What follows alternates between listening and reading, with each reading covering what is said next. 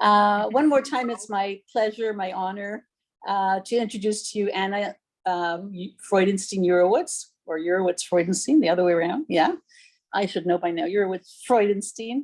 As most of you know, UF, not FU. Pardon? Oh, okay. I'll remember that. Yes, you will. As most of you know, Anna has been with us. Really, we're very, very thankful that this is her third session, her third series with us. And today we're going to be talking about the beginning of time, when time really began from a Talmudic perspective. So I think it's going to be, as always, very fascinating. And I'm just going to add one thing. I was on a totally different meeting with shul people, and I said something about this series, and the people who are not involved in this said, "Oh, you have Anna teaching. You're so lucky. She's so wonderful." So we are very lucky and very honored. Okay, over to you. So nice. That's so nice. All right. Thank you, Randy, for that wonderful intro. Hi, everybody. I'm excited that you're here, even if I can't see you all. I look forward to hearing from you as usual, midway through and again at the end. So if you are worried about, forgetting your questions or comments, jot them down or put them in the comments, even though I'm not going to read them at that point. And that way, you can remember them. Today, as hopefully everybody knows, our overall theme is time, but also we had another overall goal of kind of an introduction to Talmud, or I'm kind of extending that a little bit, to rabbinic literature, other kinds of works written by the rabbis, not only the Talmud. So last week I really did quite a bit of history, because almost anytime I teach, I like to give context, and we're going to see that today too, different kinds of context. I really am not into the kind of teaching or in kind of teacher where someone just says, this is what it is, and it's true because I said it. Okay, not my style. When I'm going to tell you something or teach you something or remind you of something, I'm always going to tell you where I got it from, and then try to give you some historical context as well, because I love history, and I think that historical context is really important and meaningful. So with that in mind, our topic of time, today we're going to be doing kind of a micro, and I don't know if we're going to do a macro, but we're going to do a micro look at some biblical texts, very specific wording of biblical texts, which is a classic ancient as well as modern rabbinic technique. We're going to identify a challenge or a problem, and then we're going to see how the rabbis dealt with it. First of all, by in the Talmud, because that's what we're here to kind of focus on, but then also to understand how some medieval rabbis, who you're probably familiar with as well, how they how they also thought about and processed some of those ideas. Okay, so let's go on over to the slides.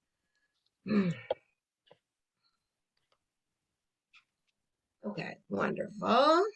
Creation of time. Lovely. I'm going to adjust this so you don't see this big gray bar on your side. Okay, creation of time. Kind of a weird concept. Yes, it is, because we have to think about, before we can think about the time of the beginning of time, maybe we have to think a little bit about the concept of time. Now, we're not doing philosophy today, but philosophy does have something to say about time. So I've just kind of put this up on your screen. This is not our focus, but I do want us to start thinking a little bit about, where does the idea of time come from? It's something that we so take for granted in our day and age, whether it be on, oh, that's not a watch, on a wristwatch, or on one of these little guys that we all carry around with us, that many of us do, that have the time. We are very focused in the Western world, especially, on when things begin, not to be late when we have an appointment, etc., etc. I don't believe that is the culture in the whole world, but it certainly is in North America. And it is something that we almost can't imagine doing without. So what I want you to go think about a little bit now is try to imagine a time and place where there are no clocks, certainly no computers. And if you want to measure time at all, you have to go back to something very fundamental and think about the concept of light. Okay, again, something in our day and age when we have electricity, which is so very, very life changing. We tend not to think too much about light, although I think many of us did in the last week or two with the whole daylight savings time, spring ahead, fall back, whatever. We tend to think about that a little bit more, focus on those 2 weeks in the spring and the fall. But for the most part, many of us rely on electricity for light. And so we aren't quite as beholden to the light of the sun or any light that might come to us reflected from the sun and the moon and the stars. Of course, also based on where we live, not only do we have electricity, but we don't have an issue like, for instance, the midnight sun or whatever. If you lived in the far north, for instance, when of course there has to be different accommodations, even if there is electricity, that when there is in the summer, there's light all the time. In the winter, there's darkness all the time. I think in those cultures, they do tend to think about it also. By the way, there's someone waiting in the waiting room. If one of my co-hosts want to let them in, please. But I think for the most part, those of us live in Toronto tend not to think terribly about the concept of time. However, as you may not be surprised, in Judaism, we tend to think about the concept of time. So what I have in front of you here is basically a screenshot from something called myzmanim.com. I don't know if you're familiar with it, but if you aren't familiar with it, I bet if those of you that have lived in Toronto for a long time, do remember that at one point you had a paper calendar, again, somewhat of an antique in our day and age, but a paper calendar that probably hung on your fridge, either from the Negev bookstore or from Stroller's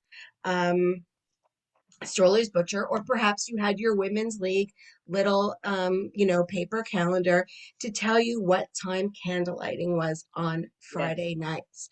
So we certainly do have a fixation on time in Judaism, not only in terms of Shabbat, but amongst the more traditional or Orthodox, you'll see as listed here. I'm not going to go through this, but different morning prayers in particular are meant to occur after X number of minutes after sunrise. It, of course, changes over the course of the year. Similarly, for how early can you say mincha, Mariv, the evening prayer, etc., etc. And then, of course, what time Shabbat ends at Havdalah. So time is tremendously important to Judaism. Now we have it converted to clocks that we can understand, the numbers that are in front of you. But of course, way back when we had first concepts of time in Judaism, it was only in the idea related to day and night, and then perhaps also a counting of days, and then a counting of weeks, counting of days that would lead up to Shabbat, a counting of weeks that would lead up to months, etc., etc. So we're going to talk a lot more about those longer units of time one of the other weeks when we talk about calendar. But for now, just to think about the passage of time as recorded by it being light outside or it being dark outside, again, putting us back into a little bit of historical mindset, because many of us don't tend not to think about it nowadays because of the technology and because of even the basics of electricity. Okay, so to start thinking about the beginning of the light that then tracks time or is used to track time, or noticing light that is used to track time, we actually can go right back to the beginning, capital T, the beginning, or Bereshit, the beginning of the Bible and the creation story. Okay, so right now, or not right now, but for today, what we're talking about is traditional conceptions of time. We will not be talking about dinosaurs today. That could be topic of another class that I'm not teaching. What we're talking about is traditional rabbinic conceptions of time. Certainly, the rabbis of the Talmud did not know that dinosaurs existed because the fossils for dinosaurs had not yet been uncovered, and geological science had not advanced. Okay. So in order to do this, what we're going to do is our kind of a micro drilling into particular texts in the Bible, and we're going to be looking at some of the very few first verses in the Bible. Hopefully, as many of you know, the days of creation the creation story is separated into days. Day 1 through 6 are days of creation when different things are created on different days. And then day 7 is the first Shabbat ever when God rested, and therefore we are commanded to rest on Shabbat on the 7th day as well. So when we talk about different things that are created on different days, and perhaps also I probably should have brought, there's all kinds of children's books that, and also artists who've beautifully conceptualized these things in, with drawings and things like that. But for us, we're not getting into all the details of it. Our main focus is going to be on day 1 and on day 4, okay? Because on day 1 and day 4, we have the concept of light being discussed and created, but in different ways. And we're going to see, of course, how this is involved in our overall concept of time. All right. So from here, we have the very beginning of the book of Bereshit, and I've only brought the English translation for you. And the very first thing that happens is, or that is the very first thing that's created, of course, is the heaven and the earth. And then after that, and God said, let there be light. Okay, and there was light, Vayihi Or in Hebrew. Okay, God saw the light, that was good. I've highlighted all the light words for you here in day 1. Light is here to separate from the darkness. All right, so we're already beginning to see that there's a difference between when it's light out and when it's dark out. And then our very first kind of counting of time happens by the end of the next verse. And God called the light day, and the darkness he called night. Okay, so we're not counting hours here necessarily, but we are counting days. When it is one day when the light is out, and it is the nighttime when the darkness is out, when there's no light visible. But actually, as you all know, also from a Jewish perspective, if we want to think about the whole day, which we tend to think of as roughly a 24-hour period, we actually started out in the evening and then, of course, go to daytime. We all know that the Jewish calendar starts the night before. That's why we have all of the like Friday night dinner is what starts Shabbat. So Shabbat starts Friday night and goes all day Saturday. So it is that transition from dark to light, and then till the next darkness, which will be the next day, which counts as one day. Okay, so this concept of light is the first way that we're beginning to track time. Then you'll see on the next slide here, I have days 2 and 3, and I kind of squished them all together in the smaller type because we're not really concentrating on them, but I just wanted to remind you that they're there. We have different things that are created on days 2 and 3. Actually, days 2, there will be something important here. It has something to do with the firmament in the midst of the waters. So it sounds like it is something like the sky. It's a little bit unclear what it is. And then we have another transition of time from evening to morning, the second day. And then we have the third day, when a tremendous amount of things are actually created on the land. And then, but for our purposes, we just have at the end there where I've highlighted the idea of evening, morning, another day is now counted. That kind of time is counted. Okay, so now we see on day number 4, there's a lot of highlighting going on here because this is where our challenge is going to arise. We seem to have light already created, one of the very first things on the very first day. And yet now we have a much more detailed description of light being created. A different light, the same light, what's going on here? These are the kind of things that the rabbis in the Talmud are going to address. So the idea is here is that there seems to be a creative process happening where God speaks. All of the other creations in chapter 1, at least, of Bereshit are all come about by God speaking, that's what leads to the creation. And it says in the beginning, and God said, let there be lights in the firmament of heaven, that's somehow in the sky, to divide the day from the night. Well, all along we've been seeing this concept of this transition of time from light to dark, being from day to night. And let them be signs. Here we have again, probably we'll look at this verse a little bit more carefully, or again, when we have more detailed discussion about the calendar.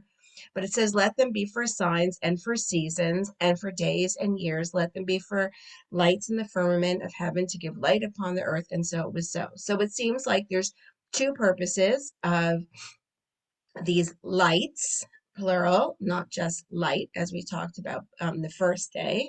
One is to give light, which sounds a little weird because it seems like there was light already.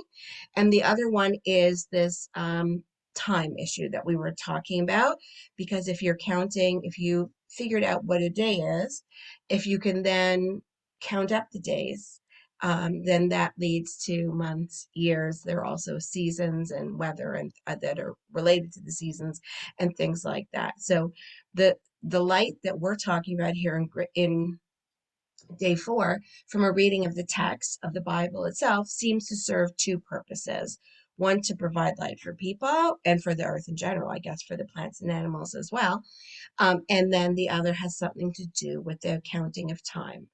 Okay, now we have some more detail about these lights, that God made the two great lights, the greater light to serve the day, we call that the sun, and the lesser light to rule the night, we call that the moon, and the stars also. So obviously the ancients did not have the same kind of advanced scientific knowledge that we have about astronomy and how light gets reflected off of the moon to cause light from, but it reflects from the sun, and they didn't know the stars might have produced their own lights in other solar systems and things like that.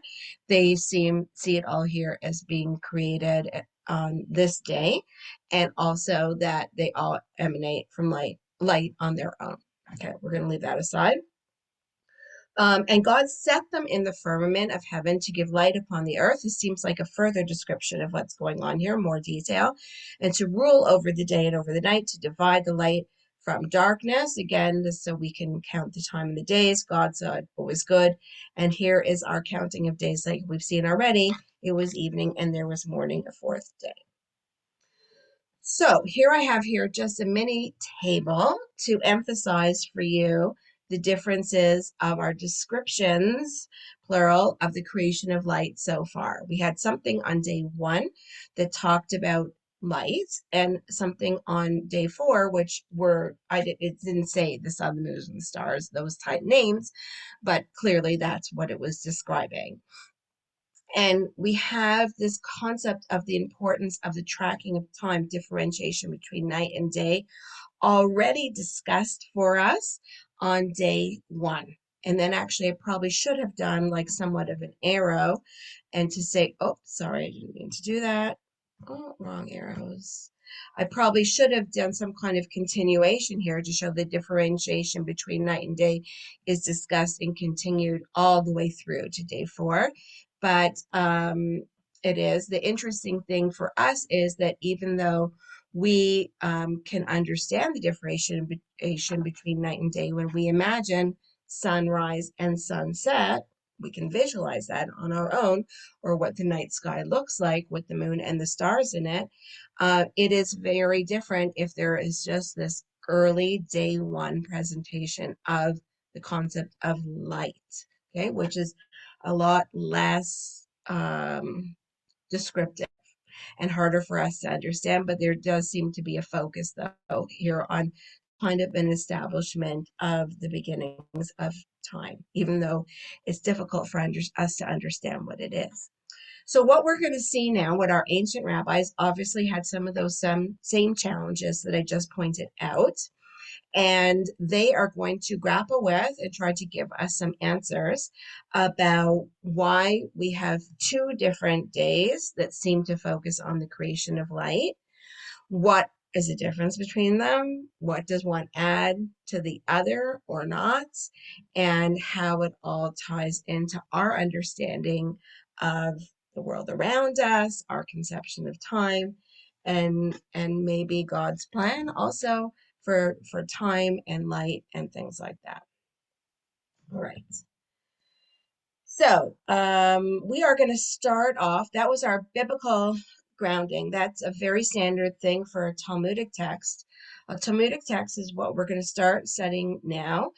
Very often, a piece of the Talmud will be a commentary, as I mentioned last time, on something that had an earlier legal code known as the Mishnah.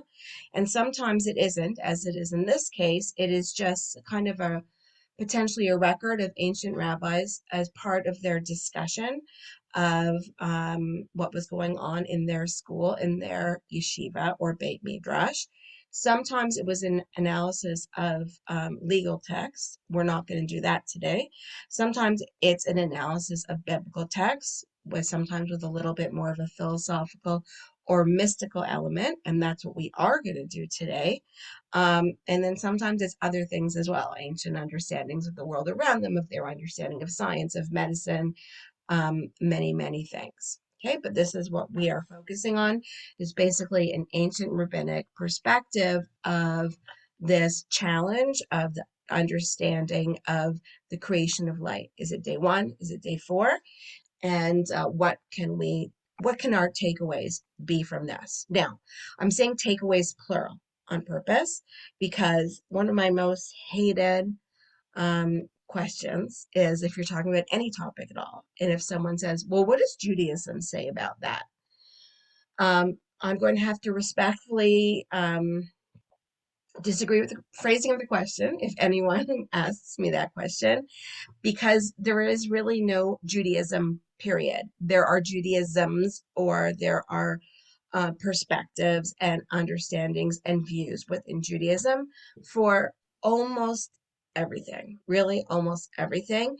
And that's not only a modern idea, it is an ancient idea as well. And it's really, really plays out in the Talmud, which, similar to the earlier text that is based on the Mishnah, it is written in what some people call dialogic form.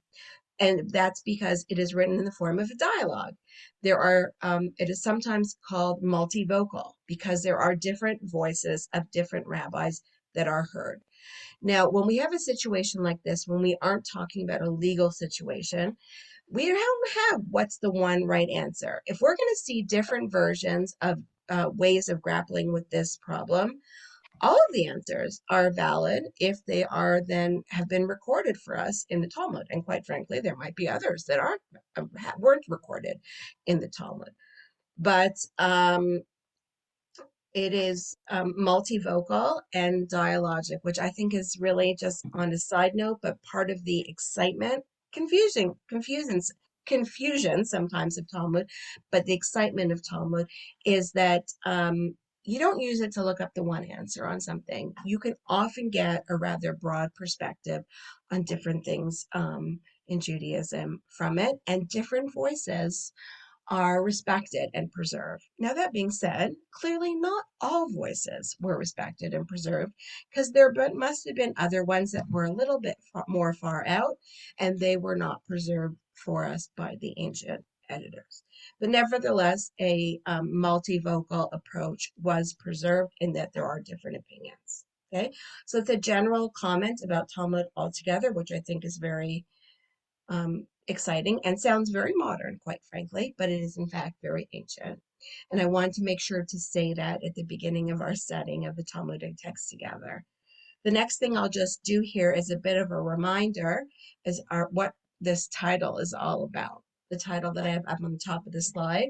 I've written out for you here BT, which means Babylonian Talmud. We've talked about last time it was edited around the year 600 CE in Babylonia, which was the major Jewish community at the time that moved out of the land of Israel into a diaspora community. We are only seeing it in, Chagiga is the name of one of the tractates or volumes of the Talmud. That is really kind of based on the different sacrifices that have to do with some of the holidays, but we're not going to touch on that today because one of the other characteristics of the Talmud is that it is really famous for going off on tangents. So this is a tangent that the rabbis have gone off on, and we're not going to talk about the piece that we're studying together. In fact, doesn't have to do with sacrifices at all. And then this number that appears beside it is a page number. So there is a standardized version of the Talmud since the beginnings of the printing press, and I guess a little bit later. And all Babylonian Talmuds nowadays are paginated the same way, and they are given a number and then either an A or a B beside it, or an aleph or bet. And that is because the page in the Talmud is a two-sided page. So whereas we would have side 1 and side 2 of a page, they have side 1A and side 1A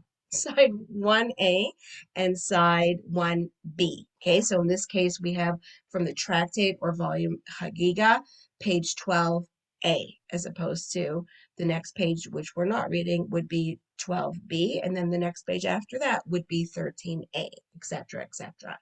Again, to give you context, because we're here not only to learn information from the Talmud, but about the Talmud and study of Talmud itself. All right, so just to remind you, I guess I'll read off the first 4 lines and then maybe we'll take a break for questions. As I mentioned to you, the reason why I chose this passage from the Talmud is because it is an example of the rabbis grappling with the same problem that I posed to you.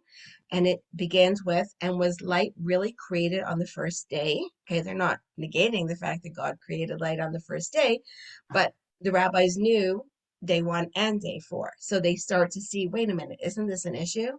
And they say, but isn't it written, and God set them in the firmament of heaven? That was on the 4th day. That's about the sun, the moon, and the stars. And it is written, and there was evening and there was morning, a 4th day. So we have here an emphasis on not only the passage of time relating to light, evening and morning, but also a reminder that this was the 4th day. So what's going on here? How do we have light on the first created light? Like, how is light created on both the first and the 4th day? So before we start looking at some of the answers and some of the approaches, I think we will take a break for questions. Okay, Anna, we have a comment more than a question from Bernard Katz. Christian holy days also begin on the evening before the actual day, but in most denominations, they have gone by the wayside, with a few exceptions, such as Christmas, example, midnight mass, and Easter. So interesting. I mean, I think really there is a whole subject of ancient conceptions of time from a philosophical point of view. I mean, obviously, even the ancient Greeks discussed it from a philosophical, as well as their understanding of the movements of the planets and the moon and the stars and everything like that. As well as, and so all of that would have influenced ancient Christians and Jews as well, of course, but ancient Christians had, the first chapter of the Bible as well. So the thing, Vahi Erev Vahi Boker, that there was evening and that there was day, the first day, right? That's how each day gets recorded in the time of the creation story. So I guess not a surprise that early Christians would have counted their days that way as well. That being said, I'm not sure how that works in terms of the minutiae of the minutes of sunset and moonrise and like anything like that. Like I don't know, is it a midnight thing like how we count down on the secular New Year? At midnight, that's when New Year's Eve, like when the next year starts, or is it at sunset? I would not, I'm not at all surprised to hear that there has been an evolution in the course of time regarding ancient religions, because after all, we know that's true in Judaism as well. And that's all we have in the chat now. So I think we're ready to go on into the next part of that slide. Okay, back to the text, everyone. Okay, now you can just get me to the Talmud already. Stop talking about it and just get to it. Okay, good. I'm getting there. Here we go. Okay, so according to Rabbi Elazar, as Rabbi Elazar said, now this is a little bit wordy and unusual. It's here to remind you. I mean, I've stated a pretty faithful translation of the text. Let's remember, as hopefully anyone knows who knows more than one language, that once you translate, things get a little bit weird because, the grammar, the syntax, and everything is different from one language to the next. And of course, styles change over the years too. Let's not forget, like Elizabethan Shakespearean English is obviously very different from our own. So what we're dealing with here is a translation into English of a text that is written originally in mostly in Babylonian Aramaic being also an ancient Near Eastern language, and with some passages in Hebrew. And certainly you'll see we have some biblical passages that will be referenced, and those ones, of course, are in the original Hebrew.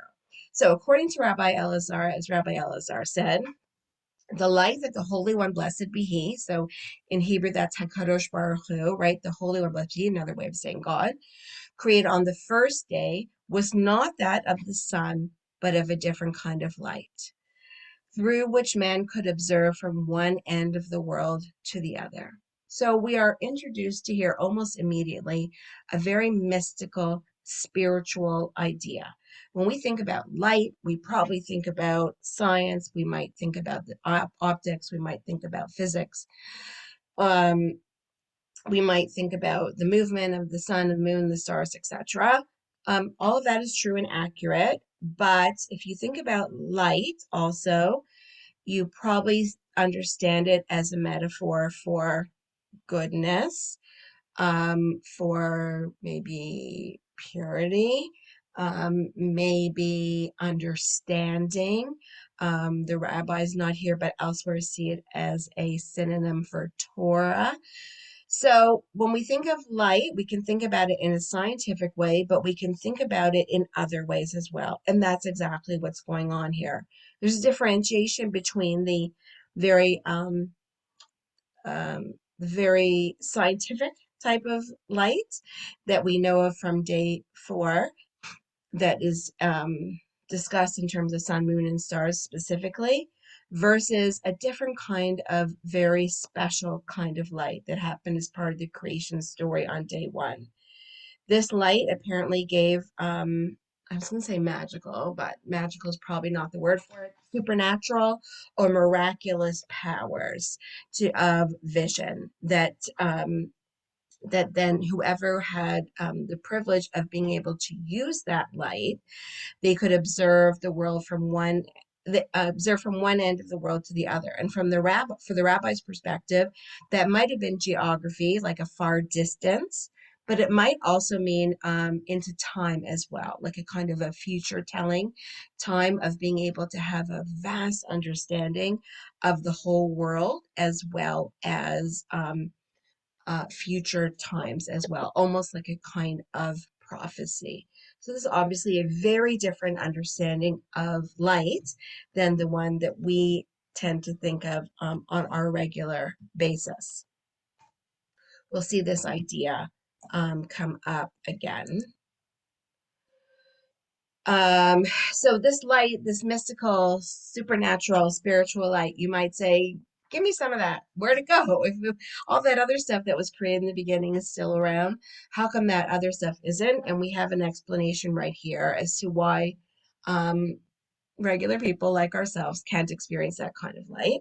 It says, for when the Holy One, but when the Holy One, blessed be he, looked upon the generation of the flood and the generation of the dispersion, that's the story of the Tower of Babel, both in the beginnings of the book of Genesis, and saw that their ways were corrupt. Human beings were not acting the way God kind of originally hoped they would, that there was a lot of evil spreading through the world. God arose and concealed that very special light, as it is stated, and from the wicked their light is withheld. Okay, we have our first quotation here from the Bible in this text. I'm sure that many of you have seen this kind of idea before, also in Midrashim perhaps, or in other texts that you might have studied. This is the way the rabbis work, that very often that many things, not all, but many ideas that they have, they feel can be traced back to the original biblical text, sometimes understood in a very different context than they're originally presented, but nevertheless, their ideas are given more weight, more gravitas, if they can be connected back, often back to a biblical text. And so that's what's happened here. There's a kind of poetic text from the book of Job here, and it talks about the concept of the wicked people in the world, and it does bring up the concept of light. Remember, we said light can be goodness, purity, wisdom, all those things. So that their light is withheld. So the idea is here is they're using this fragment of a verse from the book of Job to be a proof text for the idea that was discussed above, namely, there are wicked people out there, and they could really abuse that ability to see everything and to see for all time. And so God recognized that it was too dangerous to give that special, miraculous, supernatural power, really, to everybody. And so that at a certain point early on in the time of humanity, God took that light and didn't erase it, but rather did something special with it. God contained it or even concealed it. And the passage here in the Talmud continues with talking about what happened to that special light. And it says, for whom did he conceal it? The idea is that it was concealed. And it was concealed for the righteous people in the future, as it is stated, and God saw the light and that it was good. One of our verses from Genesis. And here the idea of good is referring to none other than the righteous, as it is stated in a verse from the book of Isaiah, say of the righteous that it shall be good for them. Okay, again, the original citation, it's not worth looking it up in our case here from the book of Isaiah, because it's not talking about our topic here about the hidden miraculous light. But it uses words for righteousness and good that ties it back to our idea of good and light, which is a kind of rabbinic logic. And in the rabbis here of the Talmud are trying to use these biblical verses to explain that this original day one miraculous light is no longer given to everyone.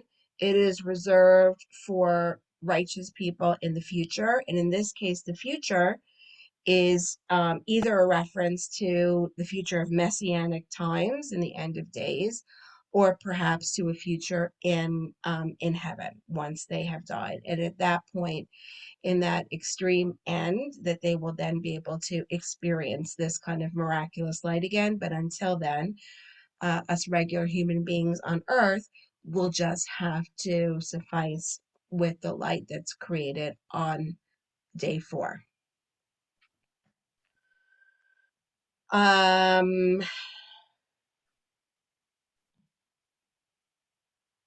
Now, here's an interesting kind of personification of the light itself, the special that it continues with. The light itself is now being further described and defined by the rabbis of the Talmud. We don't have a name here of a rabbi that's listed. When that the light can actually be happy about its fate. Very interesting and weird concept. But there is a text that they bring for from the book of Proverbs, also from the Tanakh, to prove this point. So what is the point? When the light saw that it had been concealed for the righteous, that it wasn't going to go to everybody, it actually rejoiced. Again, kind of a weird kind of thing. We don't think of light as being happy, but obviously this isn't normal everyday kind of light. And how do we know this? We have a different verse from the Bible that says, the light of the righteous shall rejoice. Now, of course, probably if we look at the context, the light of the righteous probably has something to do with the righteous people themselves and any kind of glow, that might come off of them or emanation because they're so special, and all of that will be a kind of rejoicing. But nevertheless, the rabbis were able to kind of play around with the words here, which is a very standard practice, and understand them in a slightly different way or a very different way, the original context, and use it to demonstrate that the light is happy that it's been concealed. I guess this gives further validation to God's plan or change in plan, that even though the light was originally for everyone, that there was a necessity to contain it and conceal it. So that's our major discussion about the mystical element of day one light. So we don't have a problem now about day one and day four light as being perhaps contradictory of each other, like the creative process, but rather we have a differentiation. Well, day one light's totally different than day four light. So of course they would be created differently and on different days. Okay, so that could actually deal with our problem or a challenge that we originally laid out. But in fact, because as I told you, the Talmud is multivocal, we have another opinion that kind of deals with the exact same issue, but in a different way. Okay, in a way that does not necessarily get into mysticism. And it is this, and the rabbis say it is the very same as the lights created on the first day, but they were not suspended until the fourth day. So this takes away the whole mystical element and gives us a new approach to the challenge or problem, and says, well, the reason why we have a discussion of light on day one and on day four is because day one is just the creative process of creating them, and then day four is the positioning of them in the sky and in the right order and everything else. It's like part one and part two of a creative process. Little bit weird because we have all of day two and day three in between when there's a lot of other creation happening. But nevertheless, it is a different way without having to rely on this supernatural mysticism type of light, another way of dealing with, rabbinic way of dealing with this challenge. Now, I just wanted to, actually, that's all that we're going to do on the Talmud today, but I wanted to put it into further context for you, historical context, not moving backwards, but moving forwards. Because I have a feeling that some of you might have heard some of these ideas before, even if you have never studied Talmud. And I want to show you how some of these ideas have kind of been passed on in the continuation of our rabbinic history, and some of them have been even adapted and changed a little bit, and how these ideas could have been transmitted and were transmitted through time. Of course, this is not at all comprehensive. It was passed on and, by many, many different rabbis and writers, but I just want to share two of them with you.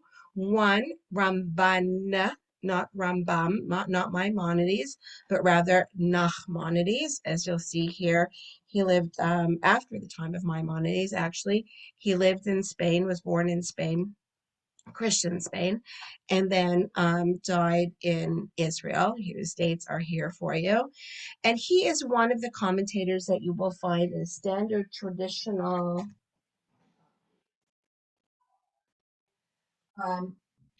Chumash or Chumash, where you will have the text of the Chumash or of the Bible right here, the 5 books of the Torah, and then lots of these commentaries around the side.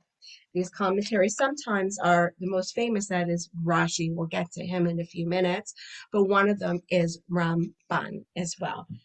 And so I want to share this idea with you from him. This is not a new idea, but I wanted you to show how he picks up on the Talmudic idea and then transmits it really to a broader audience. Not everyone is going to read the Talmud, but it's more likely perhaps that someone will be studying the Bible and in a traditional text of the Bible might have his commentary right here.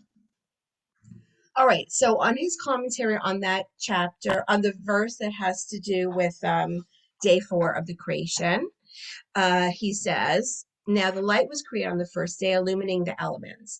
But when on the second day the firmament was made, it intercepted the light and prevented it from illuminating the lower elements. So this actually is a new idea for us. We haven't seen this so far.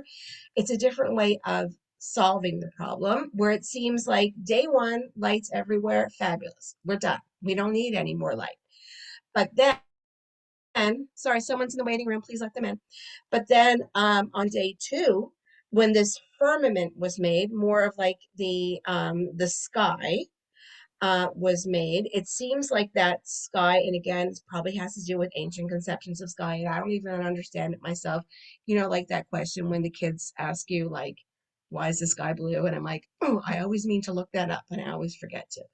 Okay, so anyways, but Ramban had this idea that there was a firmament, which is like another layer of sky, you know, just above the earth.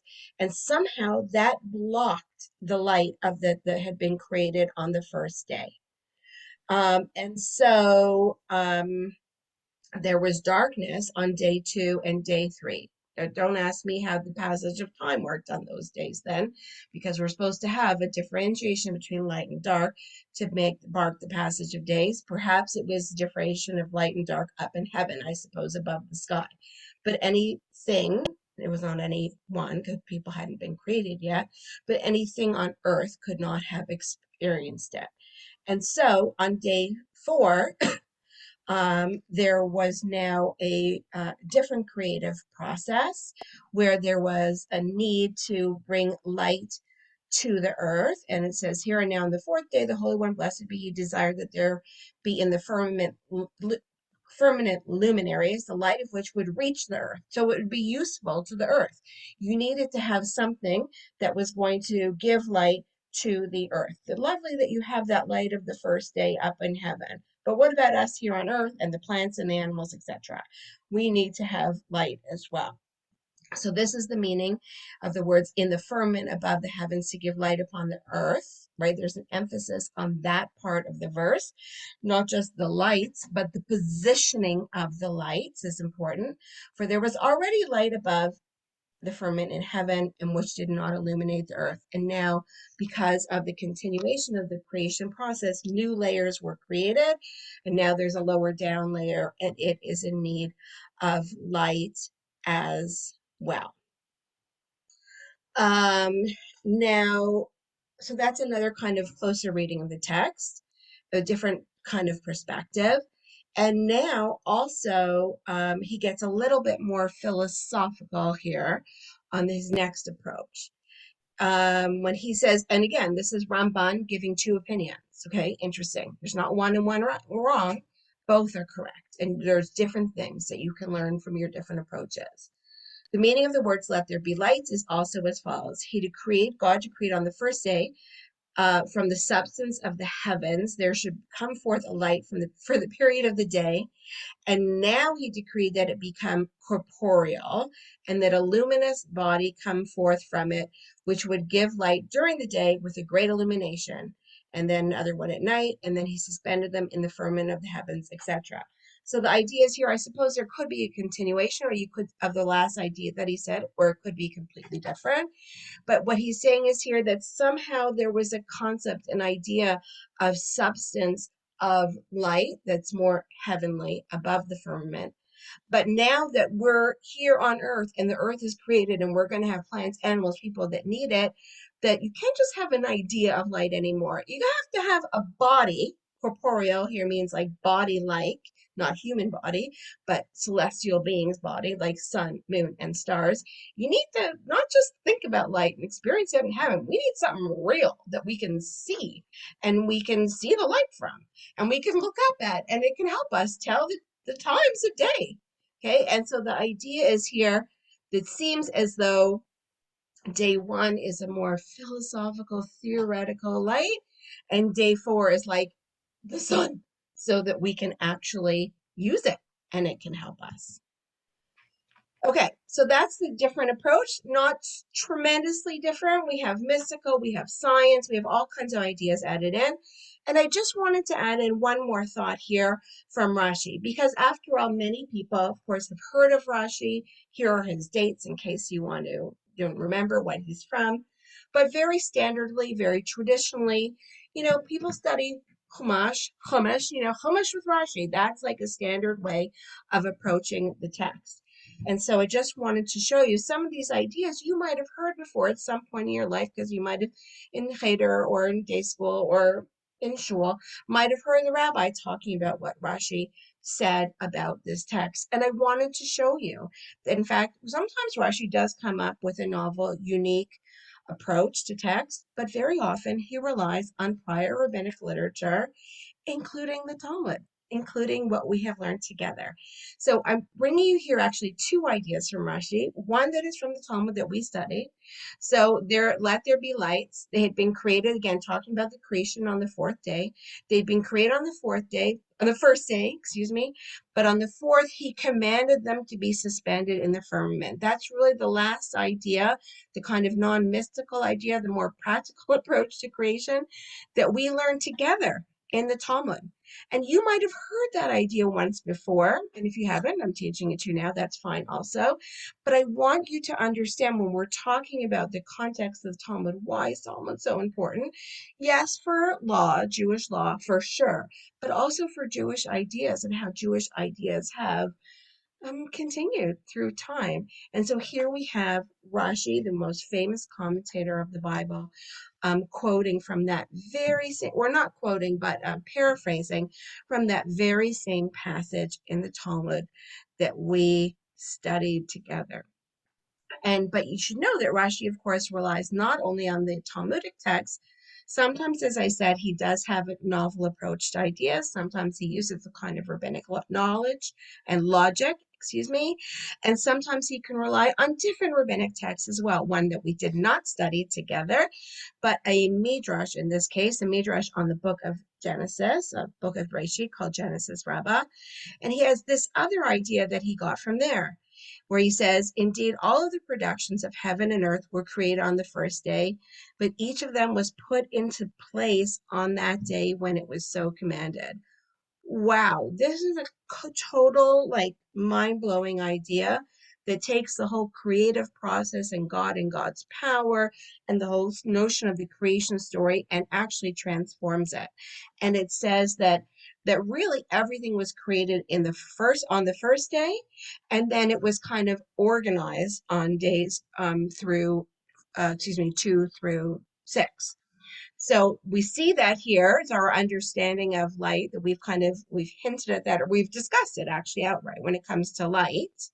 The idea in the heavens of light, and maybe even the sun way up in the heavens that we can't see. And then by day 4, it gets brought further down to us onto the firmament, and so we can experience it on earth. But then also there's a grander idea about the creative process and God's power and creation story found in Genesis Rabbah that's being referenced here by Rashi, that says it wasn't only light that happened for. In fact, that was true for everything that God created. And I have more. I'm going to skip that. That's how that worked. And I want to take time for questions, but I really just wanted to remind people, because I know this got very technical, but I think that's what people wanted. They wanted to understand a little bit about Talmud, and Talmud is technical. I tried to make it somewhat meaningful, But in case you're not as into the technical aspects of it, I just wanted to bring this much later rabbinic philosophical idea from Rabbi Abraham Joshua Heschel, from his very wonderful book, The Sabbath, and where he talks about the holiness of time. We talked a lot about the technicalities of time in terms of where it comes from, light, and where that light comes from. And I just want to remind us that as we continue to talk about time together, some of it's going to be technical and some of it's going to be bigger ideas, perhaps more spiritual, more philosophic. And so here I've just brought a very famous quote from the Sabbath, which is talking about the sanctification time and of time, and that right from the beginning, right from the creation, that there's the idea that time is set apart to be holy. That, of course, being the seventh day of creation, and has been such an important and vital part of the Jewish experience. So you can look at that on your own, but I just kind of wanted to remind people of those bigger spiritual ideas as well. Thank you, Anna. That's wonderful. We actually don't have any questions, so I'll open it up to everybody. If you have a question, just unmute yourself and you go, or a question or a comment. Certainly very interesting. And, you know, for me, one of the things is that the difference, you know, how it can be so, one person can interpret it, you know, so differently than somebody else. But I'm certainly open if anybody has any comments or questions for Anna. I have a question, Anna. Yes, so right. when you talk about the righteous, going back a few things, you know, the light being preserved for the righteous, do you think that the prophets were considered to be righteous? They had some ability to use that light to the future?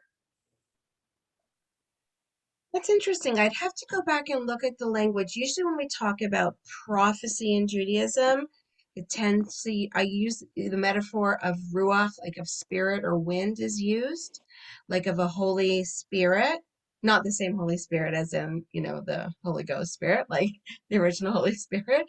In terms of light, it could be. I think that those particular verses, the way they were used by the rabbis, they intended to mean in later messianic times or in heaven, but perhaps the way they were originally used in the Bible, that they could have been related to the idea of prophecy as well. We'd have to go back and look at them. I admit to you, it's very hard in my mind to separate the idea of seeing and knowledge, and seeing and clarity, and even seeing and goodness and light, and all those ideas tend to blend together in my head, because I think that's the way, you know, I mean, we don't talk that way on an everyday basis, but like we've all seen those ideas in poetry and in the Bible and things like that. It's very interesting though. Thank you, Randy. I see someone else has her hand up. Claudette, you have your hand up. A few parshas ago, we looked at Moses coming down from the mountain and his face glowed. You know, his light shine. Right. We tried to figure out what was that. And today, in modern days, we know that people have auras and some people see them. So I think science seems to say that we are beings of light. And I think that what they're talking about is that the righteous light shines brighter like a Moses light. I think that's definitely part of the original context in the Bible itself. And the interesting thing is that the later rabbis, what they do is without negating, see, this is another interesting thing about the multivocality of texts, according to the rabbis. If they reinterpret the Bible to prove something that they want to prove, or they see as the truth as they see it, it doesn't mean they're saying the Bible is wrong, God forbid. The original meaning of the Bible stays. And then the rabbinic process is that they can process it in legitimate ways. And, you know, it can't be anything. It has to be within certain guidelines. that they can then take that original text and reinterpret it to learn new things and to, I guess, make for a better world. So both of those questions actually is a good reminder, and I'm so happy that for some people, it's really their introduction to Talmud. So the idea is, and that's why it's so important to see it, I think, in historical context, to understand how the rabbis used a text that's even, we think of the rabbis as ancient, but of course the Bible's even more ancient than they are. So they rely on the Bible. They, of course, revere the Bible as absolutely holy, the Word of God, and that they see that therefore they can be there to be used appropriately to leave it as it was, and then to continue to add more and more and more layers of new understanding. Any other comments? Well, we're just about at our ending time, and we have one more. Bernard, do you want, I'll read yours. Is there any Okay. reference or definition in the Talmud to the division of the daytime? For example, into hours and the number of divisions in the night Yes. time. We know that there was knowledge of midday, for example, when the sun Yes. was at its height and so forth. Right. So that's when we get really technical and legal, and perhaps we will touch on it. I don't know if we will. There's two things that we can kind of address very quickly. One is the issue of dusk and dawn, right? That we have, it's not so like, oh, 1 minute it's day and the next minute it's night, right? So we have dusk and dawn that are different, I guess, when you're in different parts of the hemisphere, different seasons and stuff like that. And all of that is tremendously important in terms of understanding, I guess, for dusk in particular, not for dawn, but for dusk, and understanding when is the beginning of the day, right? Because the day starts on the evening before. And so that is a tremendous, that time is very important to differentiate. And there is a lot of discussion in the Talmud about that. The other thing is that from a legal standpoint, there is something called sha'ot zmaniyot, which I don't know even try to translate it. It's different kinds of halachic hours when there's an idea when there are 12 hours in a day, but the 12 hours are not 60 minutes each. They are this, if you take the number of minutes of daylight during that season on that day, because we know that changes by the season or as the seasons change, the number of that amount of minutes from daylight, whatever, dawn to dusk, and then it's a mathematical thing. Take all of that, divide it by 12, then each of those special legal halachic hours are not 60 minutes long, but they're X number of minutes long, and then you have to make determinations based on that, like when is the last time to, for instance, say the Shema in the morning or different prayers or things like that. So yes, there's a ton of discussion and it's very legalistic. And I just gave you a tiny taste of it.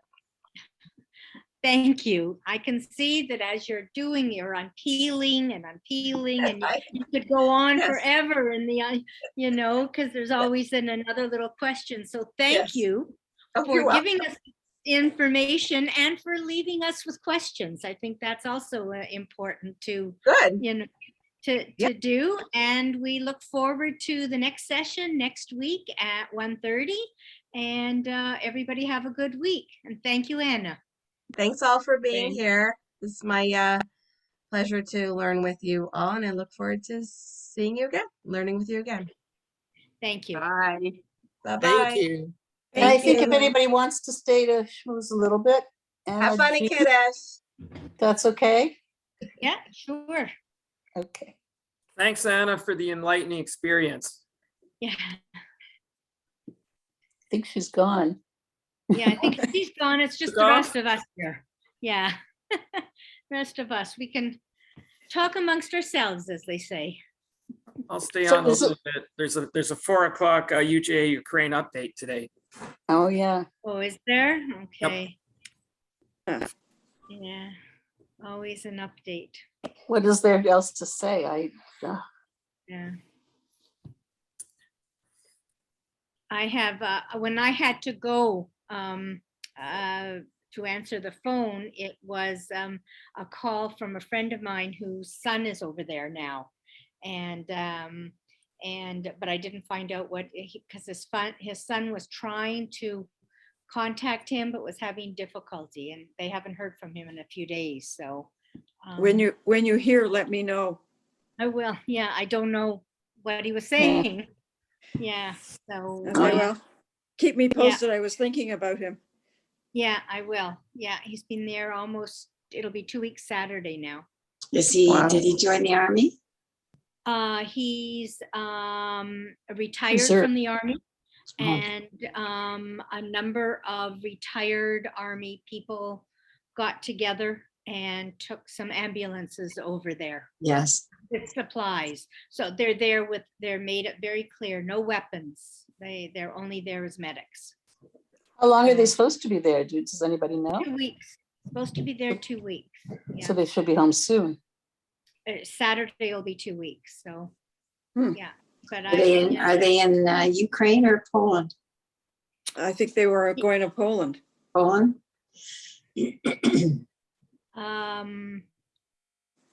I really can't say, so, because it's not an official mission.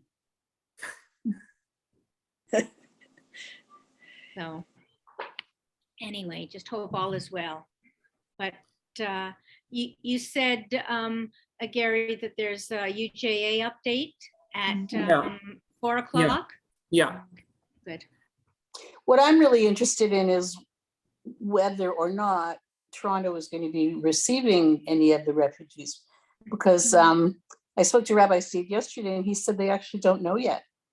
Yeah. So I thought that was interesting. You know, I thought there would be some people, but maybe it's just too complicated to get here. So That would probably be in the update. yeah, that might be what part of the update. Yeah. Oh yeah.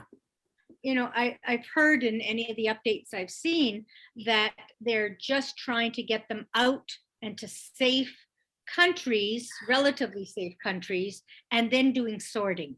So Yeah. I don't think they're doing paperwork to send to other countries, different even countries. places that are really close. Yeah. Although Poland, you know, it's kind of funny, seems to be doing an incredible job. I mean, it's Yes. kind of redeeming itself. You know, they've got all the kids in school and they've got everybody, you know, apparently everybody's in homes, and it sounds like they're doing an incredible job, you know, with this particular kind of issue. Compared to what they've done in the past, you know, even the recent past, that's pretty amazing. Does anybody know, does anybody online here know whether or not Canada's changed their immigration policy towards the Ukrainians? No, I haven't heard. I don't know. There might have been something weeks ago, but I wasn't really listening. It sounds like Israel is really struggling. Like they're really trying to figure out what to do there, you know, and it's kind of nasty, for lack of a better word, because they're trying to decide whether or not, you know, if you're not Jewish and you're from Ukraine, you get the same perks, you know, as somebody who is, and you know, that's a bit messy, you know. Well, the Jews will get first choice anyways. Yeah, but I mean, they accepted people as refugees. And then now they're just sort of trying to decide whether you get preferential treatment if you're Jewish. Everybody will say they're Jewish, like it's happened before. Well, remember when people came from Ethiopia? I don't know if you remember, but there was a group of people came from Ethiopia, and everybody claimed they were Jewish. And then there was all this kerfuffle about trying to figure out who was really Jewish and who was not Jewish. And, you know, it was hard because even the people who were Jewish had not practiced in the way that we know, you know, for centuries. Because they weren't allowed to practice openly. So I don't know. It's a good question. Who's ever on, totally different subject now, who's ever still listening? I don't know how many people are still on. I haven't. Nine. There's 9 of us, 9. Anybody have any ideas for another program or another speaker or another something? Because, you know, we've had Anna 3 times. She's wonderful. we're certainly open to another topic or another speaker or whatever. So just send it our way. And with that, I'm going to go Who do we address that to? to either to Randy or to me or to Anna, like the other Anna Ginden at Shul. That Anna School. who just showed up. Yeah, So- there's Anna. This Anna. Oh, Or hi, to Anna. me. Thanks for your email. No on the problem. programs. Appreciate it. So, because Anna's the one that keeps us organized and keeps us going. So we communicate very regularly. Okay, So, give me some thought time on this. good. Yes, Thanks, great Gary. We invitation. welcome that. Okay, I'm actually going to sign off now. I am because, too. Me too. I want to check in and see what's going on. So see everybody next week. Okay, And then have a good report. week, everybody. Take Goodbye, care. everybody.